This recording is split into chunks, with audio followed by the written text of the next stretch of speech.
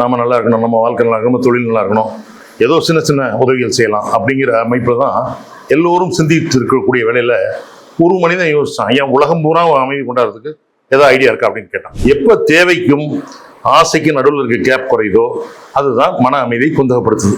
இந்த கஷ்டத்தை கவலையா எடுத்துக்கிட்டோம்னா மன அமைதி குன்றி போயிடும். கஷ்டத்தை கவலையா எடுத்துக்கூடாது. அந்த கஷ்டத்தை எப்படி போக்குறது, தனி மனித அமைதி அப்படிங்கிற ஒரு அருமையான இலக்கணத்தை கற்பித்து கொடுத்தவர் நம்முடைய வேதாத்ரி மகரிஷி. நீ அங்க போய் படுத்துக்கிட்டு அங்க வலிக்குது இங்க வலிக்குது எனக்கு கையால் வரல அப்படின்னு கூட படுக்க வச்சுட்டீங்கன்னா அந்த பிள்ளைய பார்க்கறது ரொம்ப கஷ்டம். அதனால நீ கொடுக்கக்கூடிய வீட்டுக்கு கொடுக்கக்கூடிய மிகப்பெரிய பங்களிப்பு உன்னுடைய உடல் நலம் தான் அப்படின்னு. அதாவது உடல் நலத்தை பேணி பாதுகாக்க வேண்டும். செத்து எடுத்து வெளியே வச்சிருந்தீங்கன்னாலும் துடிக்கக்கூடிய ஒரே ஒரு உறுப்பு அப்படின்னா அது இருதயம். இந்த இதயத்துக்கு அவ்வளோ ரிமார்க்கபிள் கெப்பாசிட்டி.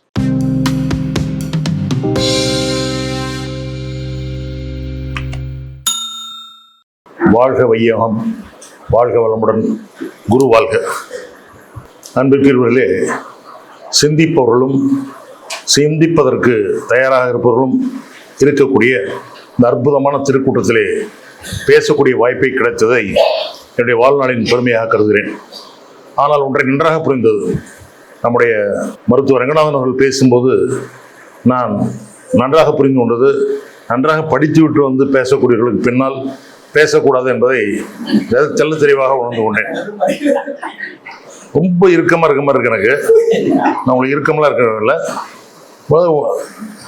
மனித அமைதி, மனித அமைதி உலகத்தில் உலக சமுதாய சேவா சங்கத்தை ஏற்படுத்தி உலக மக்கள் பூரா அமைதியாக இருக்கணுமா அப்படின்னு நினைக்கிறது ஒரு சாதாரண மனிதனுடைய விஷயம் இல்லை, சாதாரண மனிதனுடைய திங்கிங் இல்லை. வழக்கமாக நம்ம என்ன பண்ணணும், நம்ம வீடு நம்ம குடும்பம் நல்லா இருக்கணும், நாம் நல்லா இருக்கணும், நம்ம வாழ்க்கை நல்லா இருக்கணும், நம்ம தொழில் நல்லா இருக்கணும், ஏதோ சின்ன சின்ன உதவிகள் செய்யலாம் அப்படிங்கிற அமைப்பில் தான் எல்லோரும் சிந்தித்து இருக்கக்கூடிய வேலையில் ஒரு மனிதன் யோசிச்சான், ஏன் உலகம் பூரா அமைதி கொண்டாடுறதுக்கு ஏதோ ஐடியா இருக்கா அப்படின்னு கேட்டான். 2024 நோபல் பிரைஸ் வாங்கியிருக்காரு ஒருத்தர். அவர் வந்து டெட்ராங்கியோ அப்படின்னு ஒருத்தர். அவர் என்ன பண்ணுறாரு, உலகத்தில் அது மாதிரி போர்க்காலத்தில் இருக்கக்கூடிய அடிபட்டவர்களுடைய உறுப்பு இல்லாதவங்களை மட்டும் தேர்ந்தெடுத்தார். அந்த மாதிரி போர் நடக்கும், அதில் உறுப்பு சில பேர் இழந்துருவாங்க, கண் இழந்துருவாங்க, கை இழந்துருவாங்க, கால் இழந்துருவாங்க. இவங்க எல்லாத்தையும் ஒரே குழுவாக அமைச்சு அந்த குழுவை வச்சுக்கிட்டு நம்ம இது மாதிரியான அணு ஆயுத போரை தடுக்கணும் அப்படிங்கிற நோக்கத்தில் செயல்பட்டார். அந்த ஆர்கனைசேஷன் மிகப்பெரிய அளவில் வெற்றி பெற்றது, அவருக்கு நோபல் பிரைஸ் கிடைச்சது. இது 2024 கிட்ட 1940 ஆண்டுகளிலேயே உலகத்தில் அமைதி விலகணும், போர் இல்லாத உலகம் இருக்கணும் அப்படின்னா என்ன செய்யணும் அப்படின்னு அடிப்படையா அதனுடைய வித்து என்ன அப்படின்னு பார்த்தா தனி மனித அமைதி அப்படிங்கிற ஒரு அருமையான இலக்கணத்தை கற்பித்து கொடுத்தவர் நம்முடைய வேதாத்ரி மகரிஷி. இது ரொம்ப இருக்க வேணாம், நல்லா இருந்தா கொஞ்சம் கைத்தட்டலாம் உங்களுடைய அனுமதியோட. வேதாத்ரி மகரிஷினுடைய அந்த வித்து மன அமைதி. இந்த மன அமைதி எப்போ குறையும் அப்படின்னு நம்ம யோசிச்சு பார்க்கலாம். நம்ம இவரு பல விதம் ரொம்ப படிச்சுட்டு சொன்னாலும் எனக்கு பயமா போச்சு, இவரை எப்படா சமாளிக்கிறதுன்னு எனக்கு ஆச்சு. என்னுடைய இளவலவர் ரங்கநாதன் அவர்கள் சின்ன பையனா வந்தாருல்ல, 45 ஆண்டு கால வரலாறு எனக்கு. அவரு பிறந்து 45 வயசாருன்னு நினைக்கிறேன். மன அமைதிக்கு என்ன காரணம் அப்படின்னு கொஞ்சம் அப்படியே யோசனை பண்ணி பார்ப்போம். ரொம்ப ஆழ்ந்த பெரிய புத்தகம்லாம் படிக்க வேண்டியதில்லை. ஒன்று, ஆசை தேவை, ரெண்டு எடுத்துங்க. ஆசைப்படுறது அளவா ஆசைப்பட்ட பரவாயில்ல, ஆசைக்கும் தேவைக்கும் ஒரு கேப் இருக்கணும். ஆசை பாருங்க, இப்போ எனக்கு ஒரு ஆசை, ஒரு கார் வாங்கணும், புது கார் வாங்கணும் அப்படின்ட்டு. நம்ம ஆசைக்கு நம்ம வருமானத்துக்கு டாக்டர்லாம் பார்க்குறோம், ரொம்ப சீட் கிடக்குறோன்னு தெரியும் உங்களுக்குலாம். மருத்துவர்கள் ரொம்ப கஷ்டப்பட்டு தொழில் நடத்தி கொண்டிருக்கிறார்கள். இவங்கெல்லாம் ஒரு சின்ன கார், ஒரு 5 லட்சம் 10 லட்சம் கார் வாங்கினா பரவாயில்ல, அதில் போயிட்டு வந்தால் போதும் அப்படின்னு நினச்சா அது ஆசை. அந்த காரை வாங்கிட்டு வந்து நம்ம ஓட்டிகிட்டு இருந்தால் ஆசை. அதே நம்ம ஒரு 1.5 கோடிக்கு நம்ம விஜய் போகிற மாதிரி ஒரு காரு, நம்ம ரஜினிகாந்த் வச்சிருக்க காரு, அவர் வீட்டில் 8 கார் இருக்கான், அந்த மாதிரி ஒரு கார் வாங்கிக்கலாம் அப்படின்னு உடனே சொல்லிடுவான். ₹1,00,000 கொடுத்துட்டு காரை எடுத்து கொண்டு போகலாம், மாதம் மாதம் நீங்கள் தவணை முறையில் செலுத்திக் கொள்ளலாமா ஆசைப்பட்டு நம்ம அதுக்கு போயிட்டோம்னா இந்த ஆசை நம்ம தேவைக்கு மீறிய ஆசை. எப்போ தேவைக்கும் ஆசைக்கு நடுவில் இருக்க கேப் குறையுதோ அதுதான் மன அமைதியை குந்தகப்படுத்துது. அதனால நம்ம எதுக்கு ஆசைப்படணும் அப்படின்னா அத்தனைக்கும் ஆசைப்படணும்னு அறுத்துரு. குறிப்பிட்ட அளவு நம்முடைய லெவல் என்ன, நம்முடைய இது என்ன அப்படிங்கிறத நினைச்சுக்கிட்டு அந்த மாதிரி ஆசைப்படுறது நல்லது. அந்த மாதிரி ஆசைப்பட்டவர்களுக்கு இது மாதிரி தேவையை பூர்த்தி செய்யக்கூடிய அளவுக்கு நம்ம இருக்கக்கூடிய ஆசை தான் நம்ம படணும் அப்படிங்கிறது முதல் இது காரணம். வேற ஏதாவது உங்களுக்கு காரணம் தோணுதா? மன அமைதி குந்தகம் பண்றது ஒண்ணு, இந்த ஆசைக்கும் தேவைக்கும் இடையில ஒண்ணு, ரெண்டாவது பாத்தீங்கன்னா கஷ்டம். மனுஷனுக்கு கஷ்டம் வரும். கஷ்டத்தையும் கவலையும் நம்ம அதே மாதிரி சீரா பார்க்கணும். கஷ்டம் எல்லாத்துக்கும் வரும். ஒரு சாதாரணமாக ஒரு பஸ்ஸில் போகிறோம், ஒரு காற்று கொல்லிமலைக்கு போகிறோம், காற்று ஜன்னல் பக்கத்தில் ஒரு இது பிடிச்சி உட்காந்துக்கலாம் அப்படின்னு உட்காந்துக்குவோம். உட்காந்தோடனே என்ன பண்ணுவோம், ஒரு ஆள் வந்து ஏறி போகிறோம் பக்கத்தில் வந்தோடனே நம்ம தோள்பட்டை பெருசு, என்ன மாதிரி ஆள் இருக்குது, தோள்பட்டையெல்லாம் பெருசாக இருக்கும், தலையை சாய்ச்சுவான். தலையை சாய்ச்சி தூங்கிட்டு வருவான். சார் கொஞ்சம் முடிச்சுங்க சார், கொஞ்சம் எந்திரிங்க சார், இந்த வந்துடும், இப்போ 8வது பெண்ட் வந்துருச்சு அப்படிமா. அப்புறம் இன்னும் கொஞ்சம் நேரம் கழிச்சு, சார் தாங்க முடியல, கொஞ்சம் எழுந்திரிச்சுங்க. ஏன் மழை எப்படியா பெய்யும் அப்படிமா. எதுக்கு மழை பெய்யறதுக்கும் நம்ம எழுப்புறதுக்கும் என்ன சம்பந்தம்? இல்லை நீ என்னை எழுப்பி விட்டீங்கன்னா மழை பெய்ய ஆரம்பிச்சிருமா? அவன் நினைக்கிறான் அவனை எழுப்பாமல் இருந்தோம்னா மழை பெஞ்சிக்கிட்டே இருக்கும் அப்படின்னு நினைக்கிறாங்க. அது மாதிரி இது எப்படின்னு கேட்டீங்கன்னா, அது வந்து நம்ம கஷ்டம், வெளியிலேருந்து வர்றது தான் கஷ்டம். நம்ம போகிறோம், பஸ் ஸ்டாண்டுக்கு போகிறோம், அடிபடுது, கீழே விழுந்துடுறோம், மயக்கம் போட்டு விழுந்துடுறோம், அது நமக்கு வெளியிலேருந்து வர கஷ்டம். இந்த கஷ்டத்தை கவலையா எடுத்துக்கிட்டோம்னா மன அமைதி குன்றி போயிடும். கஷ்டத்தை கவலையா எடுத்துக்கூடாது. அந்த கஷ்டத்தை எப்படி போக்குறது? நான் பார்த்தேன், நான் படுத்துக்கிட்டான், சொல்லி பார்த்தேன், எந்திரிக்கல. இதெல்லாம் நான் ஆரம்ப காலத்தில் பஸ்ஸில் போகிறபோது நான் பார்த்தேன். எப்படி இந்த கஷ்டத்தை எப்படி தீக்கிறது, ஒரு ஐடியா கொடுங்களேன். உடனே இப்போ எனக்கு தெரிஞ்ச பாட்டெல்லாம் பாட ஆரம்பிச்சு. சொற்றுணை வேதியன், சோதிவானம், பொற்றுணை திருந்தரி, பொருந்தகை, இதில் அகர முதல் எழுத்தெல்லாம், ஆதிபன் முதற்று எவ்வளவு, எனக்கு தெரிஞ்ச பாட்டெல்லாம் பாடிக்கிட்டு இருந்தேன். ஏன்னா என் மனசை அப்படி மாற்றிடுவோம் அப்படின்ட்டு. ஆக மனுஷனுக்கு அமைதி தொலைகிறதுக்கு 2 காரணம் தான். ஒன்று ஆசையும் தேவையும், 2வது இந்த சமாச்சாரம். நம்ம என்ன டாக்டர் பார்த்துருக்காரு. 2வது கவலையும் கஷ்டமும். கஷ்டம் எல்லாத்துக்கும், கஷ்டம் இல்லாத மனிதன் யாரும் கிடையாது. நானும் வரும்போது நிறைய பேர் இருக்கிறேன், சார் நல்லா சந்தோஷமா இருக்கீங்களா? ஒரு சொல்ல சந்தோஷம் வரும். 100க்கு 90 பேர் என்ன சொல்றான், நிம்மதியே கிடையாது சார், வாழ்க்கையில் நிம்மதியை தொலைச்சிட்டோம் சார். ஒரு 10% பரவாயில்ல நல்லது சொல்லுவான்னு பார்த்தேன். சார் எப்போ என்னை கூப்பிடுவாருன்னு பார்க்குறேன். யாரியா? சிவன் கூப்பிட. நேற்று திருவாதிரை எல்லாம் நேற்று சிவன் சிவலோக பதிவு அடைஞ்சிடுவோம். எப்போ கூப்பிடுவாருன்னு பார்த்துட்டேன் சார். உன்னை விளக்கு வச்சா கூப்பிடுவார், அவர் கூப்பிடும்போது கூப்பிடுவார், அது வரைக்கும் இங்கே தானே இருந்தவனும், நீ எதுக்கு அந்த கோலையப்படுற அப்படிங்கணும். அது மாதிரி இந்த 2யும் சமாளிச்சுட்டாவே பெரிய விஷயம். கொடுப்பது அப்படிங்கிறது ரொம்ப சிறப்பு. பெறதுங்கிறத கொடுப்பது ரொம்ப சிறப்பு.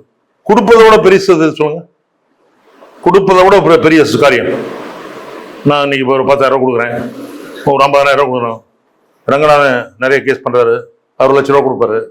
இது மாதிரி கொடுப்பதில் ஒரு மகிழ்ச்சி இருக்கு. இதுக்கு மேல ஒரு மகிழ்ச்சி யாருக்கு இருக்கு?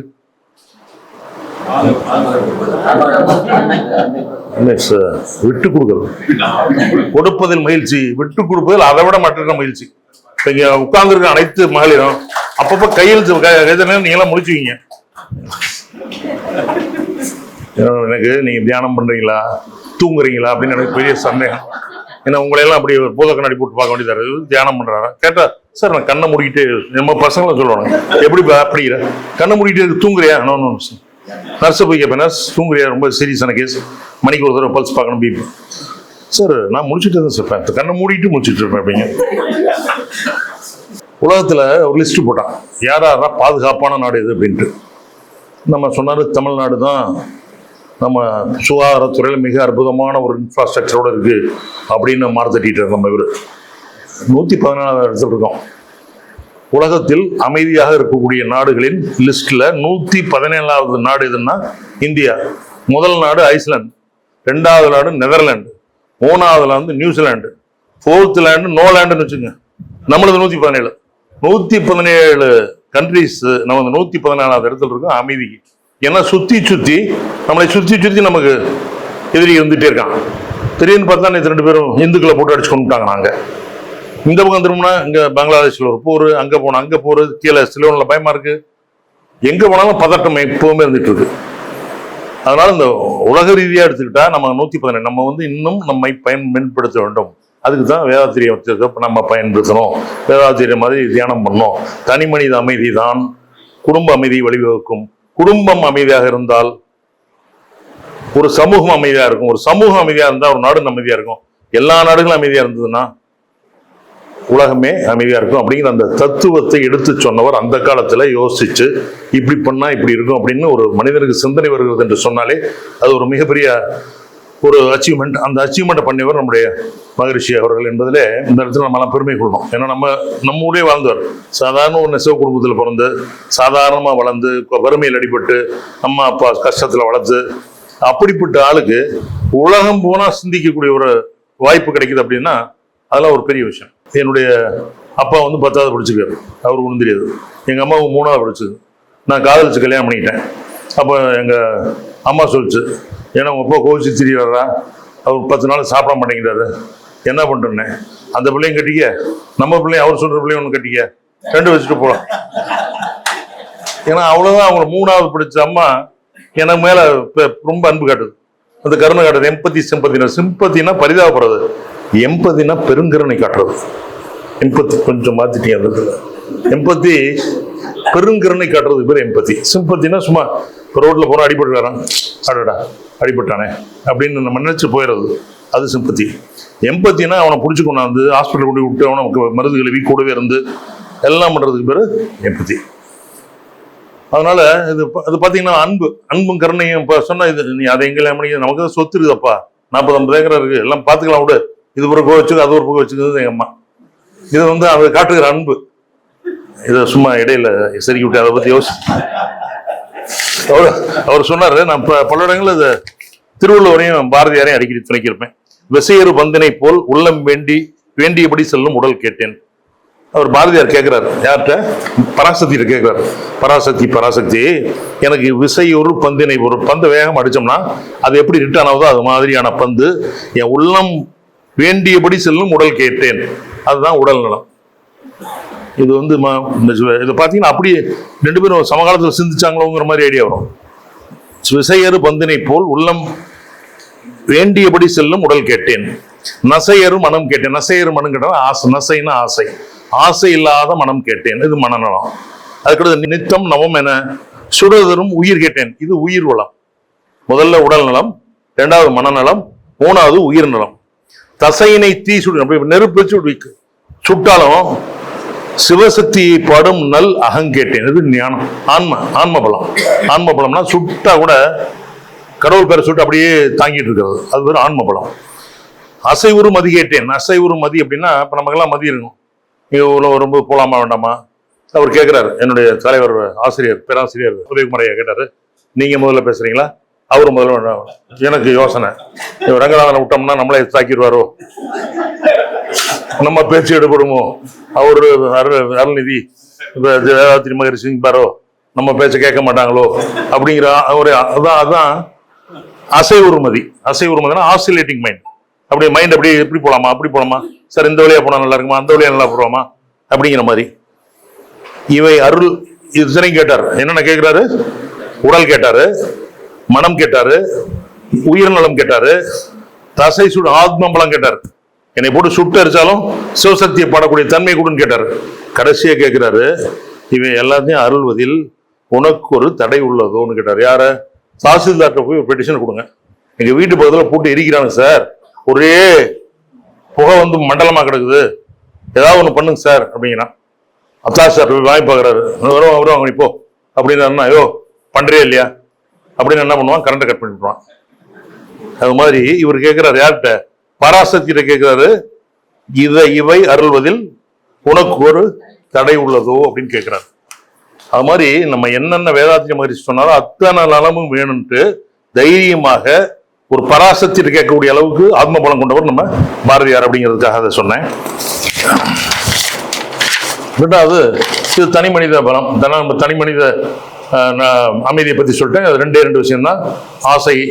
ஆசை ஒண்ணு, 2வது நமக்கு ஒரு கஷ்டமா கவலையா அப்படிங்கிறது. ரெண்டை முடிச்சிட்டோம். இது தனி மனுஷன், இதெல்லாம் கண்ட்ரோல் பண்ணா சரியாயிரும், மனசை கண்ட்ரோல் பண்ணா சரியாயிரும், மனசை நல்லா இதாக வச்சுங்க, ஆசிலேட் ஆகாதீங்க அப்படிங்கிறதெல்லாம் கரெக்ட். அடுத்தது குடும்ப நலம்.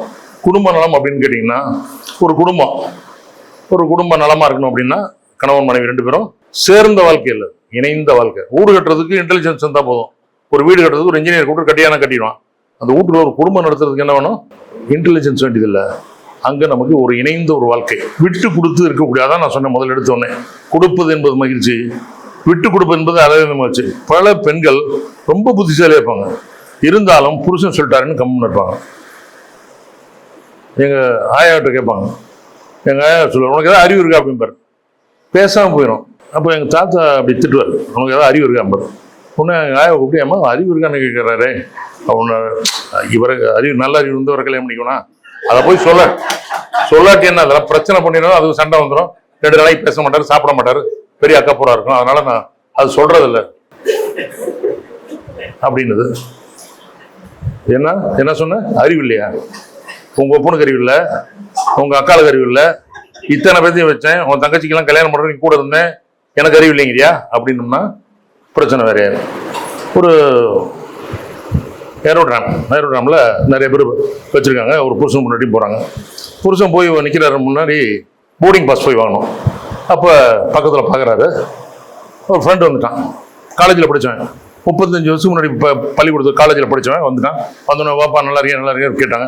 ஒன்று ஒய்ஃப்கிட்ட சொன்னான், போய் உள்ளே போய் போர்டிங் பாஸ் வாங்கிட்டு வா, டிக்கெட் போட்டு அப்படிங்கிறாரு. சரி, அந்த பொண்ணு போனோடனே இது கொடுக்குது. 2 பேர் புருஷன் முன்னாடி 2 பேரும் டிக்கெட் கொடுக்கும்போது, மேடம் ரொம்ப லேட்டாக வந்துட்டீங்களே. இல்லைங்க, ஒரே இடத்துல போட முடியாது, இவருக்கு பியில் இருக்குது, உங்களுக்கு எஃப்ல தான் இருக்குது, அட்ஜஸ்ட் பண்ணிக்க முடியுமான்னு கேட்டுருக்கு. உடனே அந்த பொண்ணு கொஞ்சம் முடிஞ்சா போட்டு கொடுங்க, இல்லைன்னா பரவாயில்ல அப்படின்னு வந்துச்சு. உடனே வந்துட்டு கொண்டாந்து கொடுக்குது புருஷன்ட்டு. புருஷன் பார்க்குறாரு, சேப்பா ஆமாம் போய் வாங்கினியில் டிக்கெட். ஆமாம் புருஷன் முட்டாட்டின்னு சொன்னியா? சொன்னேன். பியில் ஒன்று கொண்டா கொடு, இதுதான் உனக்கு, நான் போகிறேன். நேராக போகிறார், அங்கே போய் அங்கே கொண்டு நின்றுட்டார். ஏம்மா நாங்கள் 2 பேரும் புருஷன் முட்டாட்டி, நான் பி, அந்த மாதிரி எஃப், எப்படி உட்காந்து பயணம் பண்ணுறது? சார் இதுக்கு நீங்கள் முன்னாடியே வந்திருக்கணும், நீங்கள் லேட்டாக வந்தீங்களே. அப்படியா, மாற்ற முடியாதா? சார் இதுக்கு ஏதாவது தனியாக ஃபீஸ் இருக்கான்னு கேட்டார். எதுக்கு ஃபீஸ் கிடையாது, நல்ல வேலை தனியாக போட்ட, கொஞ்சம் நிம்மதியாக வருவேன்.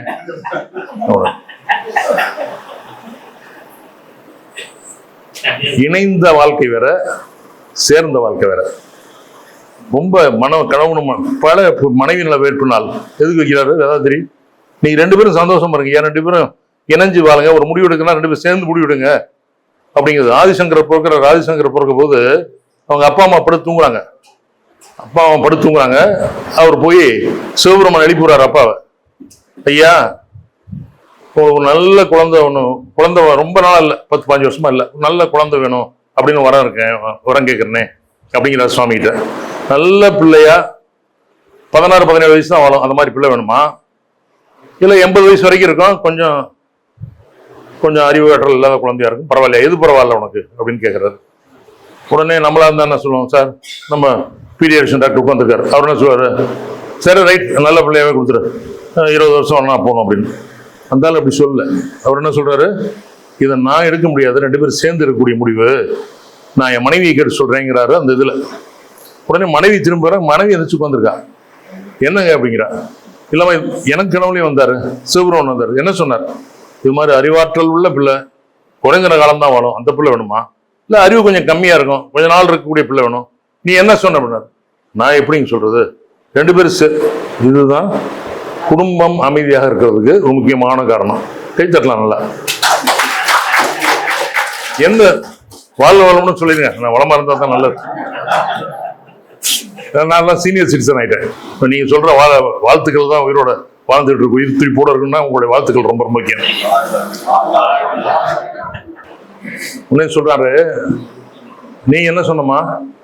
நான் எப்படி முடிவு எடுக்க முடியும், நான் கேட்டு சொல்றேன் அப்படின்னு சொன்னேன். இப்ப என்ன முடிவு எடுக்கலான்னு கேட்கிறாரு. அறிவார்த்தமான பிள்ளையா இருந்தா கூட போதும், கொஞ்ச நாள் இருந்தாலும் போதும், அப்படியே இருக்கட்டும் அப்படின்னு கேட்டுக்கிறாங்க 2 பேரும். அவருக்கு பிறந்தவர் தான் ஆதிசங்கர்.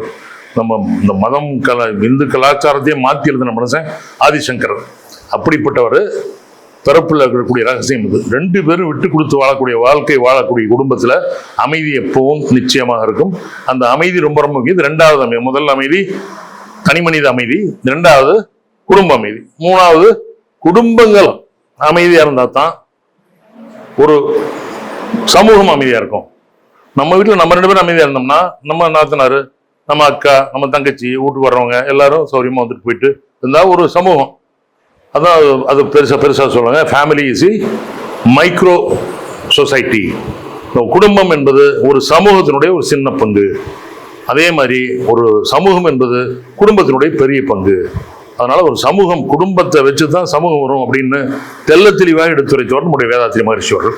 வேதாத்திரி மகரிஷி இதெல்லாம் அந்த காலகட்டத்தில் 1940கள் 50களில் இந்த மாதிரி ஒரு உலகம் தழுவிய ஒரு சிந்தனை வரணும் அப்படின்னா அவருடைய தொலைநோக்கு சிந்தனை பார்வை எவ்வளவு தூரம் இருக்கும் அப்படிங்கிறத நம்ம கொஞ்ச நேரம் யோசிச்சு பார்க்கணும். ஆக அந்த மாதிரியான சிந்தனையுடைய ஒரு பெரிய மகானுடைய கூட்டத்தில் பேசுறதுக்கு மிக மற்றற்ற மகிழ்ச்சி அடைகிறேன். ஏன்னா இதெல்லாம் நீங்கள்லாம் இது மாதிரி ஆட்கள்லாம் பிறக்கிறதே பெருசு.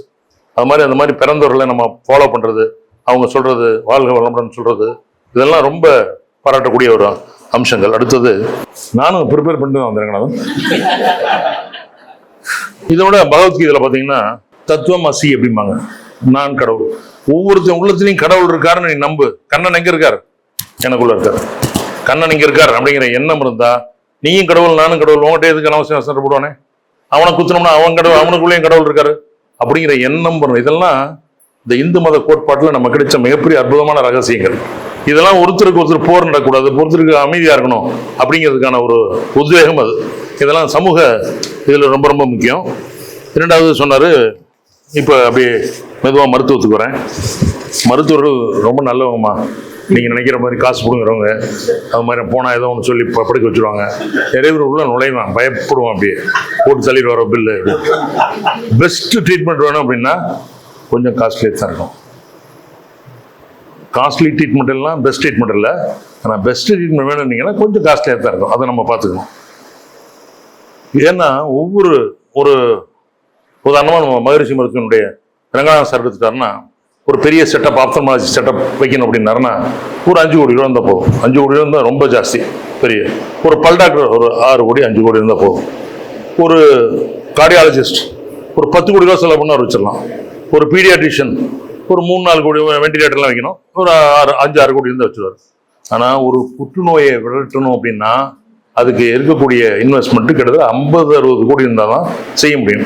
இத்தனையும் நம்ம வெளியூரில் போய் செஞ்சுட்டு இருக்கோம், ஏன் நம்ம அதை நம்ம ஊர்லேயே கொண்டாடக்கூடாது அந்த மிஷின்லாம் அப்படின்னு அதை கொண்டு வந்து சிக்கிக்கிட்டு, இதுதான் ஆசைக்கும் தேவைக்கும் உள்ளது. தேவை இங்கே, ஆனால் ஆசைப்பட்டது பெருசாக போச்சு. சொக்கலிங்க வந்து பேசக்கூடிய சொக்கலிங்கத்தினுடைய மாணவன் நான். அவர் கீழே 2-3 வருஷம் வேலை செஞ்சுருந்தேன். நேரம் வந்துட்டார், மதியானம் திடீர்னு வந்துட்டார். சாப்பாடு ஏற்பாடு பண்ண முடியும்னு 12 மணிக்கு கேட்டார். முடியாது சார். நமக்கே வீட்டுக்கு போனா சாப்பாடு கிடையாது, இன்னும் 4 பேர்த்து கூட்டிட்டு போயிட்டாருங்க. பெரிய பிரலம இந்த குறிப்பறிந்து செய்யறது. நம்ம அப்படியே பேசிட்டே இருக்கேன், தொண்டை கரகரன் இருக்கு, அப்படி பாக்குறேன். அப்படின்னு ஒண்ணு என்ன பண்ணும், நம்ம ஒரு ஆள் வச்சிருந்தோம், டக்குன்னு அப்படியே வந்து தண்ணி வேணுமா சார் அப்படின்னு கொடுக்கணும். அப்பயும் மறந்துட்டான் அப்படின்னோம்னா தண்ணி கொடுக்கலாம். குறிப்பறிந்து வேலை, இதெல்லாம் வள்ளுவர். குறிப்பறிந்து வேலை செய்யவன் எவ்வளவு சம்பளம் கேட்டாலும் கொடுத்து வச்சுக்கிட்டாங்கிறான். இது நம்ம மேனேஜ்மெண்ட் இல்லை, நம்ம பெரிய அதிகாரிகள், எம்பிஏ, ரெவன்யூ டிபார்ட்மெண்ட் அதிகாரி சொல்ல, ஒரு சாதாரண ஒரு வள்ளுவன் சொல்றான், இது மாதிரி குறிப்பறிந்து வேலை செய்யக்கூடியவர்கள் இருந்தால் எவ்வளவு சம்பளம் கொடுத்தாலும் அவனை வேலையை விட்டு நிற்கிறாத வச்சுக்க அப்படிங்கிறான். இது வந்து வள்ளுவம். அப்புறம் இந்த டாக்டர்களுடைய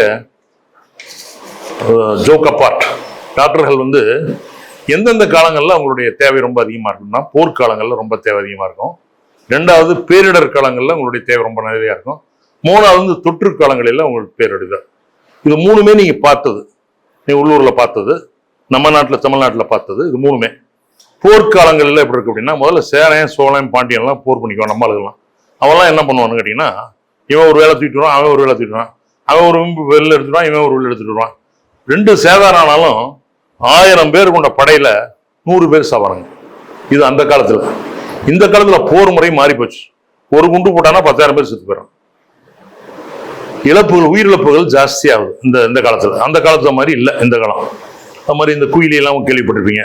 அது உள்ள வந்துட்டான். உள்ள என்ன நினைக்கிறான், அந்த குண்டு அவன் வச்சிருக்கிற படையெல்லாம் அழிச்சிட்டா, போர் படையெல்லாம் அழிச்சிட்டா நம்ம நாடு தப்பிச்சுக்கும் அப்படின்ட்டு தானே அது மேலெல்லாம் நெய், கோயிலில் இருக்க நெய், தீபத்தில் இருக்க நெய்யெல்லாம் பூசிக்கிட்டு நெருப்பு வச்சுட்டு உள்ள பூச்சிடும் அந்த ஆயுத கடங்கெல்லாம் சுக்குநூறு அரைச்சு போயிடும், தோத்து போயிடுவாங்க அவங்க எதிரி. அது மாதிரி போர் யுத்தியில ரொம்ப மாறுதல். முதல்ல எல்லாம் போர் எப்படி நடக்கும், இப்போ வர வர வர போர் அதிகமாயிடுச்சு. பல்வேறு விஞ்ஞான உபகரணங்கள்லாம் கண்டுபிடிச்சது அப்படின்னா போர்ல தான் கண்டுபிடிச்சான். இப்போ ரொபாட்டிக்னு ஒரு ஆப்ரேஷன் பண்றோம். ரொபாட்டிக்னா இங்க உட்காந்துக்கிட்டு அங்க ஆப்ரேஷன், அங்க பேஷண்ட் அங்க படுத்திருப்பான், இவர் இங்க உட்காந்துருப்பாரு, இங்க இவர் சொல்ல அது அங்க வேலை செய்யும். அது பேர் ரொபாட்டிக். இது எப்ப கண்டுபிடிச்சான்னு கேட்டீங்கன்னா வார்ஃபேரில் எக்கச்சக்கமான கேஷுவாலிட்டி எல்லாம் கிடக்குறாங்க அங்கேயும் இங்கேயும். அதை ட்ரையாச்சு அப்படிமா 3ஆ பிரிச்சுக்குவோம். இவனை என்ன பண்ணாலும் அவனை தேராதவனும் தனியாக சொல்லிடுவோம். இவனை ஏதாவது வைத்தியம் பண்ணால் சரியாக போயிடுவோம்னா நடுவில் வச்சிருவோம். அந்த பக்கம் சின்ன புண்ணு அப்புறம் பார்த்துக்கலாம் அப்படிங்கிறது தள்ளி வச்சு 3ஆ பிரிச்சுக்குவாங்க. அது ட்ரையாச்சுன்னு பேர் அதுக்கு பேர். அதில் முதல்ல பார்த்தீங்கன்னா அந்த சூச்சர்லாம் போடணும். இங்கேருந்து எந்த டாக்டரும் அங்கே உள்ளே போக மாட்டார். ஏன்னா அங்கே குண்டு டப்புன்னு போட்டுட்டு இருப்பான், பயப்படுவான். அதனால இப்போ டாக்டர்லாம் இங்கே வந்துட்டு பண்ணுறாம்மா. அதே மாதிரி போர் கப்பல் போயிட்டு இருக்கோம்.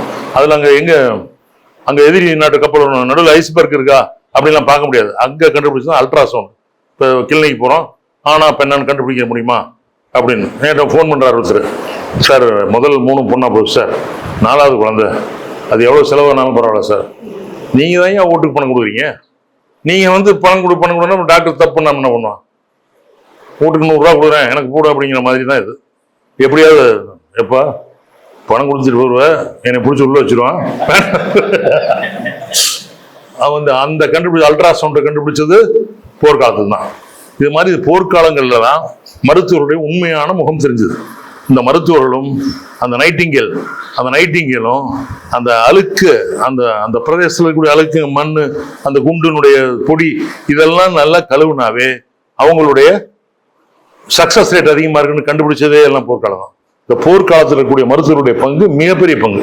2வது பேரிடர் மேலாண்மைனா, இப்போ வெள்ளம் வருது, அடிச்சுட்டு போகுது எக்கச்சக்கமா. பூவாத்துல போனால் வெள்ளம் போயிட்டு இருக்கு. எல்லா இடத்துலையும் வீடுகள்லாம் வெள்ளம், எல்லா இடத்துலையும் வெள்ளம் வந்து என்ன ஆகுது? வருஷம் நடக்குது. நம்ம வருஷம் பார்ப்போம், மெட்ராஸில் பார்ப்போம். இங்கே நம்ம ஊரில் அவ்வளோ வரதில்லை. நம்ம ஊரில் நாமக்கலுக்கு எது வரதே இல்லை. அருவி திருக்கோயில் 2 திருக்கோயில் ஏற்பாடு பண்ணி மழை நிறைய வரும்னு நினைக்கிறேன். நம்ம ஊருக்கு மட்டும் மழை பெய்ய மாட்டேங்குது, சுற்றிலையும் பெய்யுது. இதில் எக்கச்சக்கமான வெள்ளம் வந்து மக்கள்லாம் வந்துடும். வெள்ளம் வடிய என்னவும் டெங்கு வந்துடும், காலரா வந்துடும். அந்த மாதிரி காலங்களில் மருத்துவர்களுடைய தேவை ரொம்ப ரொம்ப இம்பார்ட்டன்ட். இந்த மருத்துவர்கள்லாம் இல்லை அப்படின்னா ஏகப்பட்ட கேஷுவாலிட்டி ஆயிரும். உலக அமைதி, நாடு அமைதி கெட்டு போயிடும். இந்த நாடு அமைதி கெட்டு போயிடும். கொரோனா பீரியடு 3வது இந்த தொற்று கொரோனா பீரியடை அப்படியே நேரடியாக உங்கள்கிட்ட விவரிக்கலாம். கொரோனா பீரியட்ல ஒருத்தர் மெட்ராஸ் வந்து ஒரு டாக்டர் வர்றாரு. அவங்க தாத்தா செத்து போயிட்டாருன்னு வந்திருக்காரு. வந்தோடனே அவருக்கு தொற்று வந்துச்சுன்னு கண்டுபிடிச்சோன்னே அவரை பெட்டில் சேர்த்தணும் அப்படின்னா ஒன்று கலெக்டர் பார்க்குறாரு. நாமக்கல் இருக்கக்கூடிய எந்த ஆஸ்பத்திரியிலையுமே இந்த தொற்று இதில் வைத்தியம் பண்ணுறதில்ல. எந்த மருத்துவமனையுமே, விவேகானந்தா மருத்துவக் கல்லூரி மருத்துவமனை உட்பட எந்த மருத்துவமனையும் அந்த காலகட்டத்தில் எடுத்துக்கல. அப்போ கலெக்டர் ரொம்ப கோவம் வந்துச்சு அவருக்கு. அவர் எங்களெல்லாம் கூப்பிட்டு ஒரு 24 ஆசிரியர்கள்லாம் உட்கார வச்சு, ஏன் கோவிட் காரணம் எடுக்க மாட்டேங்க? அந்த டாக்டர் கேட்குறாரு நியாயமான கேள்வி. நம்ம மாவட்டத்தில் ஒரு இடம் இருக்க வேண்டாமா?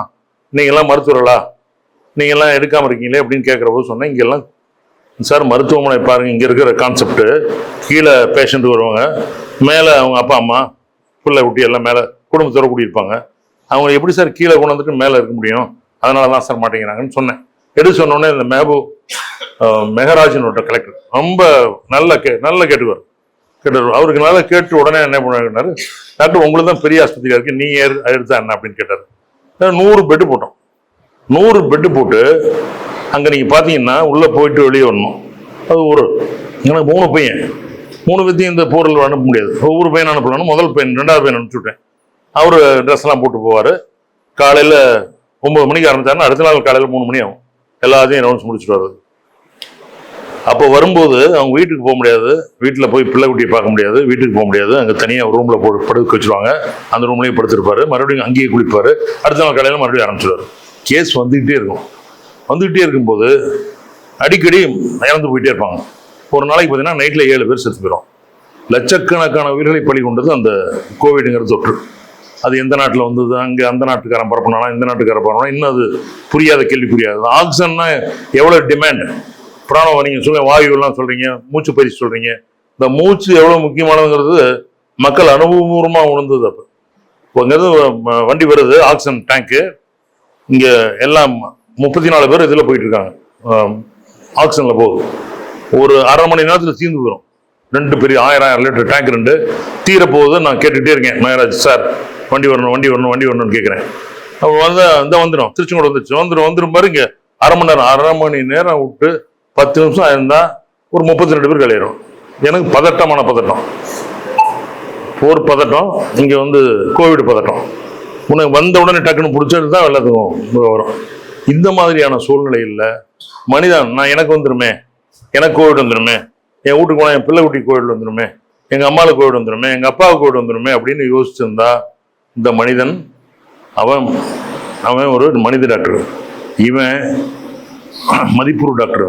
ஏன்னு கேட்டீங்கன்னா நான் என்னை பற்றி கவலைப்படல, நான் போகிறேன் பார்க்கலாம், ரெண்டு பார்த்துறேன் அப்படின்னு அத்தனை பேர்த்தையும் பார்க்கக்கூடிய மருத்துவம். அந்த எத்தனை பேர் உயிரிழந்தாங்கன்னு உங்களுக்கு தெரியும். சில உயிரிழந்த மருத்துவர்களுக்கு இடமில்ல புதைக்கிறதுக்கு கூட தரமாட்டேன்ட்டான். ஒரு கிறிஸ்டியனுக்கு அங்கே தரமாட்டேன்டா, இங்கே தரமாட்டேன்ட்டான். பெரிய ஏதாச்சும் இங்கே அதில் நடந்த ஒரு சுவையான சம்பவத்தை மட்டும் உங்களுடைய நீங்கள் மகிழ்ச்சியாக இருக்கணும். அமைதி ஆனந்தம் ரொம்ப முக்கியமாக இருக்கிறது. ஒரு நாள் நைட்டு நான் இருக்கேன், அன்னைக்கு டியூட்டி, அன்னைக்கு வரிசையாக செத்துக்கிட்டே இருக்காங்க.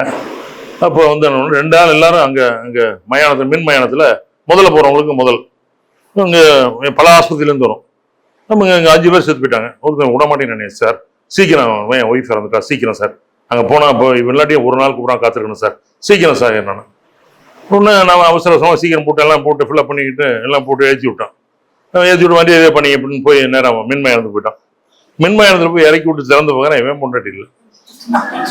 உடனே அங்கேருந்து போனேன், சார் வேற யாரும் பொண்டாட்டி ஏனோ அப்படின்னா. ஒன்றும் கவலைப்படாத, உன் பொண்டாட்டி அடுத்த வண்டியில் வந்துட்டு இருக்கு, ஆளை மாத்திக்க. இது மாதிரியான காமெடியெல்லாம் ஏன்னு கேட்டீங்கன்னா, ஒன்றும் இருக்கக்கூடிய அந்த 8 மணி நேரத்தில் 6 பேர் செத்து போனால் அவனுக்கு நோட்ஸ் எழுதுறதா, அவனுக்கு ஆடிட் பண்ணுவாங்க நாளைக்கு எப்படி செத்தான் அப்படின்னு. நம்ம மெகராஜ் மதிவேந்தன் அப்போ தான் புதுசாக வந்தார். அப்போ தான் திமுக ஆட்சி உள்ள வந்தது. மதிவேந்தன் எல்லாம் இந்த ப்ரைவேட் ஹாஸ்பிட்டல்லாம் ஊர்பட்ட சார்ஜ் பண்ணுறாங்க, 5 லட்சம் 4 லட்சம் வாங்குறாங்க அப்படின்னு குற்றம் குறைகள் சொல்லிட்டு இது மாதிரி கேட்குறாங்க. ஆடிட் பண்ணுவோம், டெத்தானா ஆடிட் பண்ணுவோம் சார். நான் யாருமே கேட்கல, நான் தான் கேட்டேன் சார். வரிசையாக 10 பேர் சாகும் ஒரு ராத்திரியில். ஒவ்வொருத்தரும் எப்படி செத்தான் எது செத்தான் யோசனை பண்ணால் இன்னும் 4 பேர் செத்து போயிடும் சார். பரவாயில்லையே அப்படின்னு. வேண்டாம் நீங்கள் போன்றபடி அப்படின்னு கேட்டேன். இதுதான் அந்த போர்க்காலங்களில், பேரிடர் காலங்களில், இது மாதிரி தொற்று காலங்களில் மருத்துவர்கள் மனிதநேயத்தோடு செயல்பட்டு கொண்டார்கள் அப்படிங்கிறதெல்லாம் நீங்கள் தயவு செய்து சொல்லுங்கள், மக்கள்கிட்ட புரிஞ்சுங்க. ஒரு மருத்துவர்கள் மீது ஒரு வித்தியாசமான பார்வையை நீங்கள் எல்லாம் எடுத்துடணும். ஏன்னா அவங்களாம் இல்லைன்னா நீங்கள் நம்ம அமைதியாக வாழ்றது ரொம்ப ரொம்ப சிரமம். நம்ம மனித வாழ்க்கைக்கு அவங்க மதம் பார்க்குறானா, இவர் கிறிஸ்டியனு இவரை பார்க்க மாட்டேன், இவர் ஊசி போட மாட்டேன், இவர் முஸ்லீம் பார்க்க மாட்டேன், இவன் சிவப்பாக இருக்கான் இவனை பார்க்கலாம், கருப்பாக இருக்கான் பார்க்க மாட்டேன் பார்க்குறாங்களா, இனம் பார்க்குறாங்களா, மொழி பார்க்குறாங்களா, என்ன சாதின்னு பார்க்குறாங்களா, என்ன பேசுவான்னு பார்க்குறாங்களா, அத்தனை பேரையும் சகோதரத்துவத்தோடு நடத்தக்கூடிய ஒரே தொழில் அப்படின்னு எடுத்துக்கிட்டீங்கன்னா எங்களுடைய மருத்துவ தொழில் மட்டும்தான். அது கண் டாக்டராக இருக்கட்டும், புண் டாக்டராக இருக்கட்டும், எந்த டாக்டராக இருக்கட்டும், எல்லா டாக்டரும் ஒரு மனிதநேயத்தோடு செயல்படுறாங்க. ஒன்று எல்லா தொழிலையும் இருக்கும், எல்லா இடத்துலையும். எல்லா சாமியார்களும் நல்லவர்களா? நம்ம மகரிஷி மாதிரிலாம் எல்லா மகரிஷியும் ஒரே மாதிரி இருக்காங்களா? எத்தனை பேர் பணம் பண்ணுறாங்க, எவ்வளோ கோடிக்கணக்கில் பண்ணி பணம் பண்ணுறாங்க. மாதிரி எல்லாரும் 1-2 புழுவில் இருக்கத்தான் செய்வாங்க எல்லா தொழில் எடுத்துக்கிட்டாலும். அது மாதிரி இருக்கிறவெல்லாம் நீக்கிட்டு பார்த்தா மருத்துவம் என்பது ஒரு சகோதரத்துவத்தை உணர்த்தக்கூடிய ஒரு தொழில். மருத்துவம் ஒரு மகத்தான தொழில். இந்த பேரிடர் காலங்கள் எல்லாம் அவன் தனக்கு வரும், செத்து போயிடும் நல்லா தெரியும். செத்து போயிடும் ஒரு மனித வெடிகுண்டு தான். உள்ளே போனால் செத்து போயிடும்னு தெரியும், ஆனால் 15 பேர்த்து காலி பண்ணுங்கிற நோக்கத்தோட இந்த மனித வெடிகுண்டு எப்படி போதோ அதே மாதிரி நம்ம உள்ளே போனால் இறக்கக்கூடிய வாய்ப்பு இருக்குன்னு தெரிஞ்சும் மருத்துவர்கள் போய் மற்றவங்களை காப்பாற்றுங்கிற உயர்ந்த எண்ணத்தோட போகக்கூடிய அனைத்து மருத்துவர்களுமே மகத்தானவர்கள்ங்கிறத மறுபடியும் நீங்கள் பதிவு பண்ண விரும்புகிறேன். அவருடைய கொஞ்சம் கூட நீங்கள் குறைச்சி மதிப்பிட முடியாது. எந்த தொழிலையுமே இது மாதிரி எல்லாம் தெரிஞ்சு ஒரு பதட்டம் இருக்கக்கும், ஒரு சண்டை போடும். குழந்தை செத்து போச்சுன்னா சண்டைக்கு வருவான். ஏன்னா நேற்று வரைக்கும் நல்லா தான் இருந்தது, திடீர்னு செத்து போச்சு, எப்படி செத்துது, என்ன அப்புறம் உங்களுக்கு சரியாக பண்ணல, நீ சரியாக ஊசி பண்ண, திட்டம் வரும், அடிக்க வருவான். அத்தனையும் தாங்கிட்டு இருப்பாங்க. எதிர்த்து பேசக்கூடாது. எங்களுடைய எத்திக்ஸ் என்னன்னு கேட்டிங்கன்னா, பேஷண்ட்டு இறந்து போயிட்டான், அவனுக்கு ஏதாவது ஒரு துன்பம் நேர்ந்துருச்சு அப்படின்னா அந்த துன்பத்தில் நம்மளும் பங்கெடுத்துக்கணும், அவன்கிட்ட ஃபைட் பண்ணக்கூடாது அப்படின்னு அவன் திட்டுற போதெல்லாம் பேசணும். என்கிட்ட ஒரு டாக்டர் வந்தார், ஒரு MS, அவர் ஒரு ஆப்ரேஷன் பண்ணுறாரு, ஹிஸ்டெக்டமி. பேஷண்ட் 4 நாள் செத்து போச்சுன்னா அவன் கேட்குறான், ஒரு சார் இது வரைக்கும் இந்த மாதிரி ஆப்ரேஷன் பண்ணியிருக்கீங்களா சார் அப்படிங்கிறான். புருஷன் கேட்குறான், இந்த மாதிரி ஆப்ரேஷன் பண்ணியிருப்பீங்களான்னு. தலையை குனிஞ்சிட்டு நிற்கிறார் அவர். நான் சொன்னேன், இது மாதிரி 1000 பண்ணியிருப்பார், பண்ணேன் 1000 பண்ணியிருப்பாரியா, உன் பொண்டாட்டிக்கு ஏதோ இன்ஃபெக்ஷன் வந்தது சரியா இல்லை அப்படின்னு. மக்கள் எப்பவுமே எதிர்மறையான சிந்தனை கொண்டவர்கள். அவர்களை சமாளித்து வெற்றி விடுறது ரொம்ப சிரமம். ஆனால் மருத்துவர்கள் ஒரு மகத்தான சேவையை செய்து கொண்டிருக்கிறார்கள், உலக அமைதிக்காக பாடுபட்டு கொண்டிருக்கிறார்கள். அந்த எண்ணத்தை எப்போதும் கைவிடாதார்கள். ஏன்னா மருத்துவங்கிறது நான் சொன்ன உலக சகோதரத்துவம், உலக அமைதி அத்தனைக்கும் மருத்துவருடைய பங்கு பெரும் பங்கு. எப்படி ஒரு உழவு தொழில் செய்கிறவன் பங்கு போடுறானோ, எப்படி ஒரு விவசாயி தன்னுடைய எப்படி அது அவெல்லாம் சோறு கிடைக்காது. கடையெல்லாம் மூடிட்டான்.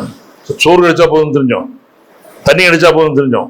அப்படிலாம் திரியிற போது உதவி பண்ணாலும் நம்மளை எத்தனை விவசாயிகள் பண்ணாங்க. அது மாதிரி மருத்துவம் அந்தந்த சமயத்தில் மிக சிறப்பான சேவையை செய்து கொண்டிருக்கும். உலக அமைதிக்கு பெரும்பங்கு, தனி மனித அமைதி. வீட்டிலேருந்து வருவான், சார் ஒரு 45 வயசு பையன் நெஞ்சு வலிக்குது சார், நான் வைப்பாண்ணே எல்லாம் ஈஸி எடுத்தால் நல்லா இருக்கு சார், வலி பொறுக்க முடியல சார், மயக்க வருது சார், வேத்து விடுது சார், நப்படு சார், எனக்கு ஒன்றும் ஹார்ட் அட்டாக் இருக்காதேங்கிறான். நம்ம ஹார்ட் அட்டாக் இல்லைன்னு சொல்லிட்டோம்னா அவன் செத்து போயிட்டான்னா டாக்டர் இதோட கண்டுபிடிக்கலன்றான். அதனால எச்சரிக்கையாக வச்சுவோம், பார்க்கலாம்ப்பா, ஒரு 2 மணி நேரம் பார்க்கலாம், ஊசியெல்லாம் போடலாம். வேற ஏதாவது உனக்கு பிரச்சனை இருக்கா சார்? என் பொண்ணுக்கு இப்போ கேம்பஸ் இன்டர்வியூவில் டிசிஎஸ்ல வேலை கிடைச்சிது சார். ரொம்ப ஒரு அட்டெண்டர், எங்கள் ஸ்கூலில் வேலை செய்கிற ஒரு அட்டெண்டர், மாத சம்பளம் 15,000 ரூபா. அவன் சொல்கிறான், என் 2வது பொண்ணு சார் நீட்டில் கவர்மெண்ட் ஸ்கூலில் படிக்குது ஐயா, கவர்மெண்ட் ஸ்கூலில் படிக்குது ஐயா. உங்களே தான் 7.5% நீட்டில் டாக்டர் ஆகணும்னு நினைக்குது. இந்த காலகட்டத்தையும் டாக்டர் ஆகணும்னு நினைக்கிற ஒரு பிள்ளை, பரவாயில்ல பார்க்கட்டும்பா, ஒன்றும் கவலைப்படாத, இதெல்லாம் எனக்கு போட்டு ஸ்ட்ரெஸ்ஸாக இருக்குது சார், மனக்குழப்பமாக இருக்குது சார், அதனால் நான் உயிரோடு இருப்பேனா சார், எனக்கு ஹார்ட் அட்டாக் இல்லையா சார், மறுபடியும் கேட்குறானே ஹார்ட் அட்டாக். ஒரு 3 மணி நேரம் பண்ணி அந்த டாப் டை டெஸ்ட், அந்த டெஸ்ட், இந்த டெஸ்ட்லாம் பண்ணி அப்புறம் இல்லைன்னு சொன்னான். திருப்தி. அந்த அவனுக்கு நல்லது ஒன்று, பொண்டாட்டி, 2 பிள்ளைங்க, ஒரு குடும்பத்தில் அவனுக்கு அமைதியாச்சு, நல்லா இருக்கேன் ஒன்று. அவன் சொன்னவனே அவன் குடும்பத்தில் அமைதியாச்சு. சார் ஒன்றும் இல்லைங்களா சார், வீட்டுக்கு போகலாமா சார்? போகலாம்ப்பா, ஒன்றும் பயப்படாது சார், மணி 2வது, வீட்டுக்கு போய் மறுபடியும் வர மாட்டேங்க, நல்லா இருக்கு, ஹார்ட்டில் ஒரு பிரச்சனையும் இல்லை.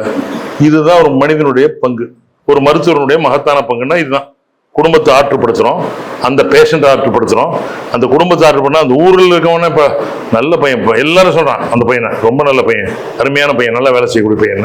இது மாதிரி ஆற்றுப்படுத்தக்கூடிய ஒரு அருகிலிருந்து ஆற்றுப்படுத்துவதற்காகவே அறிவிக்கப்பட்ட மருத்துவர்கள் அப்படிங்கிறது எங்களுடைய குலம், எங்களுடைய இனம். அதனால் இந்த மருத்துவத்தை உயர்ந்த தொழிலாக நாங்கள் நினைக்கிறோம். இதை ஒரு எப்படி நீங்களாம் தவம் இருக்கிறீங்களோ அந்த தவம் மாதிரி தான் எங்களுடைய மருத்துவம். பிரிதின் நோய், அறிவிலிருந்து என்ன பிரயோஜனம்? அறிவினால் ஆகுவதுண்டோன்னு திருவள்ளுவர் சொல்வார். அறிவினால் ஆகுவதுண்டோ பிரிதின் நோய் போல் தன் நோய் போல் போற்றா கடைன். அடுத்தவனுடைய துன்பத்தை தன்னுடைய துன்பத்தாக எவன் நினைக்கிறானோ அவன் மட்டுமே அறிவுடையவன் அப்படிங்கிறாரு வள்ளுவர். ஆக மக்களுக்காக மருத்துவ சேவை புரியக்கூடிய அத்தனை மருத்துவர்களும் மகத்தான மருத்துவர்கள். உலக அமைதிக்கு அவர்கள் ஆற்றுகின்ற பங்கு பெரும் பங்கு. ஆயுதமில்லாத போர் வீரர்கள், எல்லையில்லா சேவகர்கள். எங்களுக்கு எல்லை கிடையாது, நோ பவுண்டரி ஃபார் அஸ். இப்போ பார்த்தீங்கன்னா எங்களுக்கு பங்களாதேஷ்லேருந்து வர்றான், மியான்மர்லேருந்து வர்றான், வெஸ்ட் பெங்கால்லேருந்து வர்றான், நேற்று கல்கட்டாலேருந்து பேனர்ஜின்னு ஒருத்தன் தான், இப்போ கல்கட்டாலேருந்து ஒருத்தன் வைத்தியத்துக்கு. எங்களுக்கு எல்லை கிடையாது, எல்லாமே கைசா ஹைமே, ஹிந்தி தெரிஞ்ச 4 வார்த்தை தெரியும், காசி ஹை, கைசா ஹை, புகார் ஹைன்னு. அதுதான் ஹிந்தி டீச்சர் இருந்தால் மன்னிச்சுங்க, எனக்கு தெரிஞ்ச ஒரு 5-6 கேள்வி கேட்டது.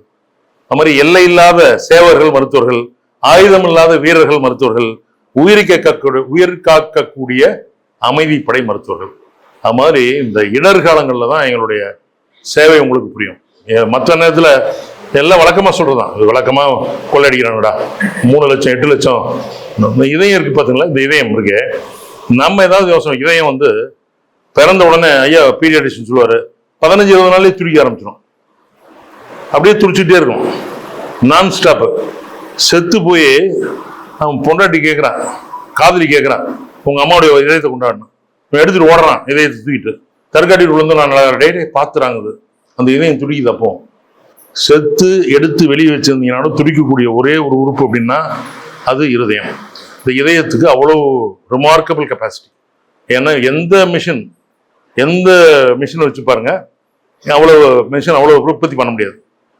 உயிர் ஆரம்பத்திலிருந்து நம்மகிட்ட இருக்கு, கண்டினியூஸாக வேலை பார்த்துட்டு இருக்கு. அந்த கண்டினியூஸாக வேலை பார்க்குற போது அந்த கடைசி நேரத்தில் எடுத்து வெளியே வச்சா கூட துடிச்சிட்டு இருக்கோம். அந்த ஆர்கன், இந்த இதயம் அப்படிப்பட்ட ஒரு இதயம். அந்த இதயத்தை நம்ம எப்படி பாதுகாக்கிறோம்? ஒரு டிவி வாங்குறோம், ஒரு ரிமோட் வாங்குறோம், ரிமோட்டுக்கு கேவலம் 100 ரூபா, அதுக்கு ஒரு கவர் போடுவோம், அதுக்கு மேலே ஒரு ஜிப்பு கவர் போட்டுக்குவோம், அது கெட்டு போயிடுமான்ட்டு. ஆனால் நம்ம இதயத்துக்கு ஏதாவது பண்ணுறோமான்னா அது கிடையாது. ஏன்னு கேட்டிங்கன்னா வேகமாக அறிவுத்திருக்கோம், இல்லை டப்பட்டப்பட்டப்பன்னு ஏறுறோம், எப்போவுமே நல்லா ஏறுவோம். இப்போ வந்தோடனே மூச்சு கெஸ்ன்னு வாங்கிச்சு அப்படின்னா இருதயம் சொல்லணும், டப் டே மெதுவாக போ, என்னால் முடியல, இதயம் சொல்லணும், கேட்போமா, நிறுத்திட்டு மறுபடியும் விடுவோம் மேலே. இதயத்தை நம்ம கவனிக்கிறது இல்லை. அது மாதிரி தனி மனித அமைதிக்கு முக்கியமான குந்தம் நம்ம உடம்பை, நம்முடைய வெல்த்தை கவனிக்கிறதில்ல. ஒரு பெரியவருக்கும் சொல்லுவேன், அடிக்கடி வயசானவங்க தான் சொல்லுவேன், சார் நம்ம உங்க குடும்பத்துக்கு என்ன சார் பெரிய பொக்கிஷன் கொடுத்துருக்கீங்க, என்ன பொக்கிஷன் நீங்கள் உங்கள் குடும்பத்துக்கு வச்சுருக்கீங்க? என் பொண்ணுக்கு ஒரு வீடு வாங்கி கொடுத்துறேன், என் பொண்ணுக்கு ஒரு 7 ஏக்கரா நிலம், ஒரு 500 தென்னை மரம், 300 புளிய மரம்லாம் வச்சுரு. இதெல்லாம் பொக்கிஷம் இல்லையா? இதெல்லாம் வெல்த் இல்லை. நீ நல்லா ஹெல்த்தியாக ஒன்று வச்சுருந்தாவே அதுதான் உங்களுக்கு நீ கொடுக்கக்கூடிய மிகப்பெரிய பரிசு. ஏதாவது நீ கொடுக்கணும் பிள்ளைகளுக்கு நினச்சின்னா, உங்கள் சந்ததிக்கு ஒரு பெரிய கொடுக்கணும்னு நினச்சின்னா, பெரிய பங்களா கொடுக்க வேண்டாம். நீ நல்லா இரு, நீ அங்கே போய் படுத்துக்கிட்டு அங்கே வலிக்குது இங்கே வலிக்குது எனக்கு கையால் வரல அப்படின்னு கூட படுக்க வச்சுட்டீங்கன்னா அந்த பிள்ளைங்க பார்க்கறது ரொம்ப கஷ்டம். அதனால் நீ கொடுக்கக்கூடிய வீட்டுக்கு கொடுக்கக்கூடிய மிகப்பெரிய பங்களிப்பு உன்னுடைய உடல் நலம் தான். அப்படின்னு அதாவது உடல் நலத்தை பேணி பாதுகாக்க வேண்டாம். நுரையீரல் எடுத்துக்கிறோம். இந்த நுரையீரல் இருக்கிறதுல மூச்சு பயிற்சியெல்லாம் பண்ணுறீங்க. இந்த நுரையீரலில் இருக்கக்கூடிய நுரையீரலை பிரித்து வச்சோம்னா ஒரு டென்னிஸ் கிரவுண்ட் அளவுக்கு இருக்கும், அவ்வளோ பெரிய இருக்கும். அதில் தான் காற்று சுவாசிக்கிற போது ஆக்சிஜனும் பிராணவாயும் கரிமளவும் மாறி மாறி வந்துட்டு இருக்கோம். இது நம்ம உடம்புல எத்தனையோ அழுக்குகளை வெளியே செல்லக்கூடிய ஒரு சாதனமாக இருக்குது. இதை நம்ம அந்த மூச்சு பயிற்சி பண்ணி சீராக பண்ணிட்டு இருந்தோம்னா நம்மளுடைய வாழ்நாள் எவ்வளோ நாளாக நிறைய பேருக்கு தெரியறதில்லை. ஓடுறது, ஒடியாறது, அடிக்கடி சளி பிடிக்கிறது, மூச்சு வாங்குறது, எல்லாம் பிடிக்கிறது, நம்முடைய இதை நம்மளே சிகரெட் குடிக்கிறது. பார்த்தீங்கன்னா ஒரு 50 வயசுக்கு மேலே இருக்கவங்களுக்குலாம் சார் தம்பி சொன்னார் எல்லாத்துக்கும் ஒரு எக்ஸ்ரே. இப்போ எக்ஸ்ரே என்னாச்சு, என்ன எக்ஸ்ரே தெரியும், பெரிய எக்ஸ்ரே ஒரு 300 எம்ஏன்னு பேர், அது அப்படியே இருக்கும். அங்கே போய் நம்ம எடுத்துக்கணும். 100 எம்ஏ அது வந்து போர்ட்டபிள், வச்சு தள்ளிட்டு போனால் எடுக்கும். இது தூக்குறது அது மொபைல், அதுக்கு தூக்குற எக்ஸ்ரே மிஷின் ஒன்று வந்திருக்கு புதுசாக மார்க்கெட்டில். இப்போ ஒரு 15-20 லட்ச ரூபா. அந்த எக்ஸ்ரே கொண்டு வந்து வாழ்வு மண்டபத்தில் இருக்கக்கூடிய 50 வயதுக்கு மேற்பட்டவர்களுக்கெல்லாம் நாங்கள் எக்ஸ்ரே ஸ்க்ரீனிங் பண்ணுறோம் அப்படின்னா இங்கே வச்சுக்கிட்டோம், இங்கேருந்து எடுக்கலாம். இந்த அணுசக்தி ஏஆர்பி இது பர்மிஷன் வாங்கணுங்கிற அவசியம் இல்லை, கதிர்வீச்சு ரொம்ப கம்மியாக. அது உள்ள வரவனையெல்லாம் கூப்பிட்டு எல்லாத்தையும் எக்ஸ்ரே எடுப்போம். இந்த எக்ஸ்ரே எடுத்தோடனே அப்படியே ஆர்டிஃபிஷியல் இன்டெலிஜென்ஸுக்கு போகும். அந்த எக்ஸ்ரே எடுத்த உடனே கம்ப்யூட்டர் மூலமாக அது ஆர்டிஃபிஷியல் இன்டெலிஜென்ஸ்னு ஒன்று இருக்குது, அதுக்கு போயிடும். அங்கே போன உடனே அது கண்டு பார்க்கும், இவனுக்கு ஒரு கட்டி இருக்குது. 100 எக்ஸ்ரே எடுத்தோம். போலீஸ் ஸ்டேஷனுக்கு போனோம். போலீஸில் இருக்கக்கூடிய அனைத்து 50 வயதுக்கு மேலே இருக்க அத்தனை போலீஸ்காரங்களுக்கு எடுத்தோம். அதில் 97 பேருக்கு எடுத்தால் 4 பேர்த்துக்கு இது கட்டியிருக்குன்னு வந்துருக்கு.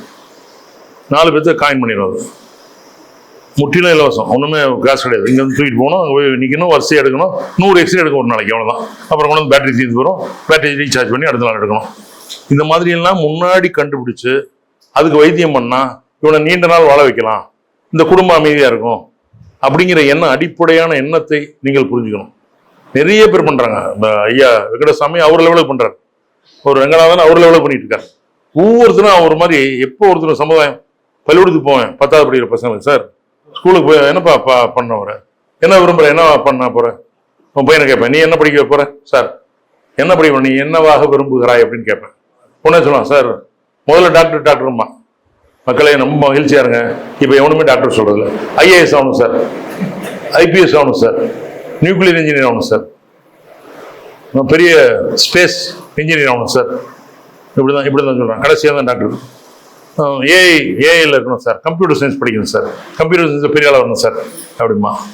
எப்பா இது உன்னுடைய இலக்கு, நோக்கம் வேற இருக்கணும்.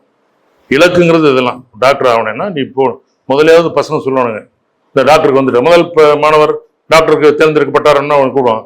என்ன பண்ணி, நான் எங்கள் ரூட் பகுதியில் இருக்கக்கூடிய மக்களுக்கு இலவசமாக வைத்தியம் பண்ணுவேன், அவங்களுக்கு ஹார்ட்லாம் நான் பார்த்துக்குவேன் அப்படின்னு. ஹார்ட் கார்டியாலஜிஸ்ட் அவனுடைய விருப்பம், நான் அவங்களெல்லாம் பார்த்துக்குவேன்மா. அந்த பையன் வருவான்னு நினைக்கிறீங்க? ஏன்னு கேட்டீங்கன்னா நம்முடைய இலக்கு வேற, நோக்கம் வேற. இலக்கு டாக்டர் ஆகணும்னா, நோக்கம் மக்களுக்கு சேவை புரியுங்க, மகத்தான நோக்கம் இருக்கணும். நானும் டாக்டர் ஆகிட்டேன், நான் என் குடும்பத்தை நல்லா வச்சுருக்கேன், நான் நல்ல கார் வாங்கிட்டேன், என் வீட்டில் பிள்ளை பட்டிலாம் நல்லா இருக்குது, என் பையனை படிக்க வச்சுட்ருக்கேன்.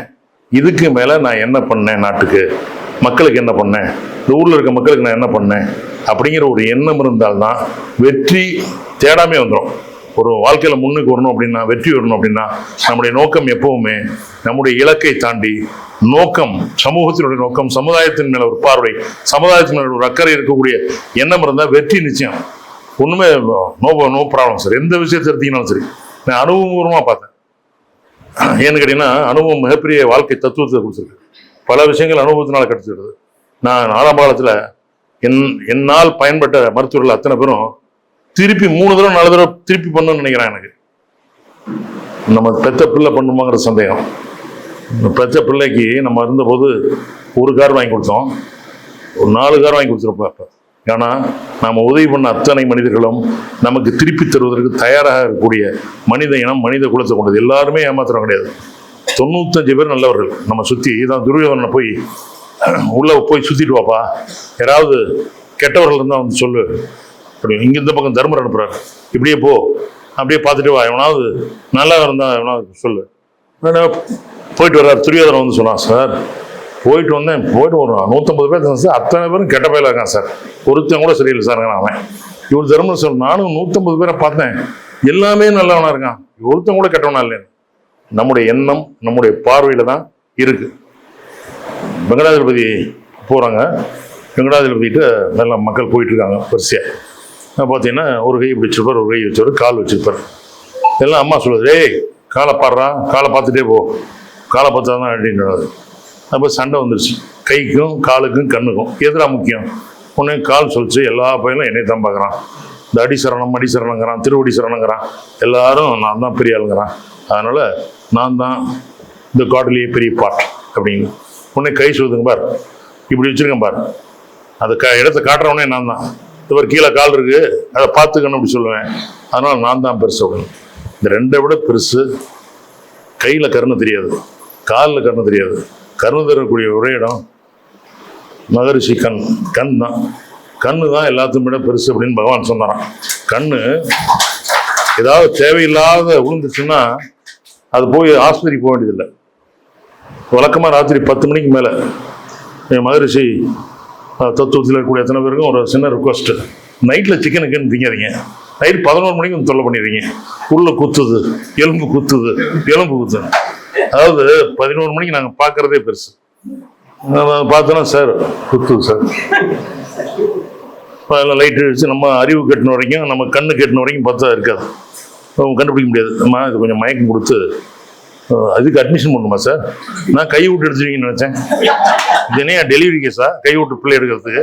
இது முள்ளு ஏதாவது குத்திச்சுன்னா என்ன பண்ணுறது, மயக்கம் கொடுத்தா எடுக்கும், நாளைக்கு காலையில் வா கன்வின்ஸ் பண்ணி அனுப்புறது பெரிய சமாச்சாரம். சாப்பிடு, மத்தியானம் சாப்பிடுங்க, ராத்திரியில் எதுக்கு இதெல்லாம் சாப்பிட்றீங்க? குத்துறது அங்கே குத்துது இங்கே குத்துதுன்னு இருக்கவனை குத்திக்கிட்டு இருந்தால் நாங்கள் என்ன செய்ய முடியும்? இது இல்லை சார், ஒரு இது இல்லை, மக்கள்கிட்ட மத்தியானம் எது வேணாலும் சாப்பிடுங்க, குத்துச்சா வந்துருங்க, இப்போ நாங்கள் பார்த்துக்குவோம். ராத்திரி 11 மணிக்கு எங்களை பார்த்துக்க ஒரு ஆள் வேணும். இதில் அவனை கூப்பிட்டு வந்து அவனை வச்சுக்கிட்டு பார்த்துட்டு, சார் நான் என்ன நீங்கள் அழகாமல் கையில் எடுத்து லவகன் எடுத்துட்டீங்கன்னு பார்த்தேன், நீங்கள் காலையில் வர சொல்கிறீங்க, மயக்கம் கொடுக்கணுங்கிறீங்க, அதுக்கு ENT டாக்டர் வரணுங்கிறீங்களே அப்படின்னு கேட்பாங்க மக்கள். என்னன்னா உங்கள் சிந்தனை பூரா எங்கள் மேலே அப்படித்தான் இருக்குது. ஓ இவங்கெல்லாம் முதலே நைட்டே எடுத்துருப்பாரு, காலையில் வர சொல்கிறாரு, படுக்க வச்சுருவாரு, அட்மிஷன் போட்டுருவார் அப்படிங்கிற மாதிரி எண்ணம். அந்த இக்கட்டான நேரத்தில் வர்றீங்க சொல்கிறதுல இருக்குது. ஒன்றும் கவலைப்படாதீங்கம்மா, ஒரு மாத்திரை கொடுக்க போகிறேன் சார், நான் பீடியாட்ரிஷியன் நாகராஜன் டாக்டருடைய நர்ஸு சார், 10 வருஷமாக அவங்ககிட்ட இருக்கேன். ஏமா நீ ஏன் இவ்வளோ நேரங்கள் சொல்லலாமா, இந்த நேரத்தில் அதெல்லாம் சாப்பிட்லாமா, மீனை சாப்பிட்டியா சார், முள்ளாக இருக்குமா கம்பியாக இருக்குமா, அது இந்த மீனை கேட்டால் தான் தெரியும், நான் எந்த மீனை பார்க்குறது, நீ தான் சாப்பிட்டியே, அது எங்கிட்ட கேட்குது, மீன் முள்ளா கம்பியா, அது மீனை கேட்டால் தான் தெரியும், அது மீன் அது கேட்குது என்ன. நான் சொன்னேன், ஒன்று 45-50 வயசு இருக்கும், உடனே மாத்திரைலாம் சாப்பிடுமா, தூக்க மாத்திரை போட்டுக்க, இந்த ஜெல்லை குடி, கொஞ்சம் வலி இல்லாமல் இருக்கும். சார் குத்திக்கிட்டே இருக்கேன் சார், என்ன பண்ண, வேறு வழி இல்லாமல் கொஞ்சம் பொறுத்துக்கோ, தூங்குற மாதிரி ஏற்பாடு பண்ணி ஊசியெல்லாம் போட்டு படுத்துக்கு காலையில் போகணும். காலையில் பார்த்தீங்கன்னா வரமாட்டாங்க மக்கள். அவ்வளோதான் நமக்கு கொடுக்குற மரியாதை. நீங்கள் எங்களுக்கு கொடுக்குற மரியாதை இவ்வளோதான். சரியான போதனை சொல்கிறோம், சரியான தத்துவம், எல்லாத்தையும் வேதாத்திய மதிப்பு அனைத்து மகரிஷிலும் மேற்கக்கூடிய ஒரு மகத்தான இழப்பு தான். எவ்வளோ தூரம் பணிவா அந்த நேரத்தில் உங்களுக்கெல்லாம் சொல்லி ஊசியெல்லாம் போட்டு ஃபீஸ் விடணுன்ட்டேன். நாகராஜன் டாக்டர்கிட்ட நான் வேலை பார்த்தேன், சரி ரைட் பட நம்ம நர்ஸாக இருக்க மாட்டேருக்கு போமான்னு சொல்லி காலையில் வரவே வராது, இது இறங்கி போய் எடுத்துக்கும். இது போயிட்டு போகிறோம், அதை பற்றி கவலைப்படும். நமக்கு வர்றவங்களை திருப்தியோட மனித நேயத்தோடு அணுகுவது என்பது சார் இதுக்கு மேலே சரக்கு இல்லை சார்.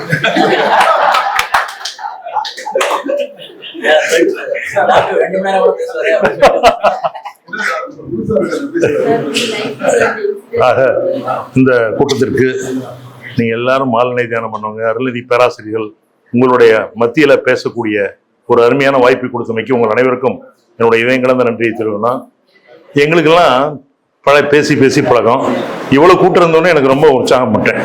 நான் எப்பவுமே 15 பேர் 20 பேர் வச்சுட்டு மணி நேரம் 30 நிமிஷம் 40 நிமிஷம் பேசிட்டு இருக்காரு. இவ்வளவு தூரம் வந்தோடனே உங்களை எப்படியாவது பேசணும், அது ரெண்டாவது வாழ்க்கை ஒன்று வேற சிரிக்க வர மாட்டேங்கிறீங்க. முன்னாடி அந்த மேடம் வேற தியானத்தில் இருக்காங்க, அப்பப்ப இவங்க தியானத்தில் இருக்காங்களா தூங்குறாங்களான்னு ஒரு டவுட்டு.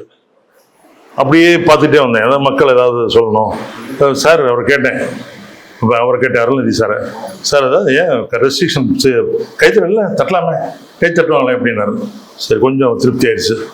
ஆக எங்களெல்லாம் சகோதரத்துவத்தினுடைய எடுத்துக்காட்டுகள் இந்த போர்க்காலங்களில் நான் இருக்கக்கூடிய அற்புதமான உங்களுக்கு சேவையாற்றக்கூடிய சேவர்கள் என்று கூறிக்கொண்டு இந்த வாய்ப்புக்கு நன்றி கூறி விடைபெறுகிறேன்.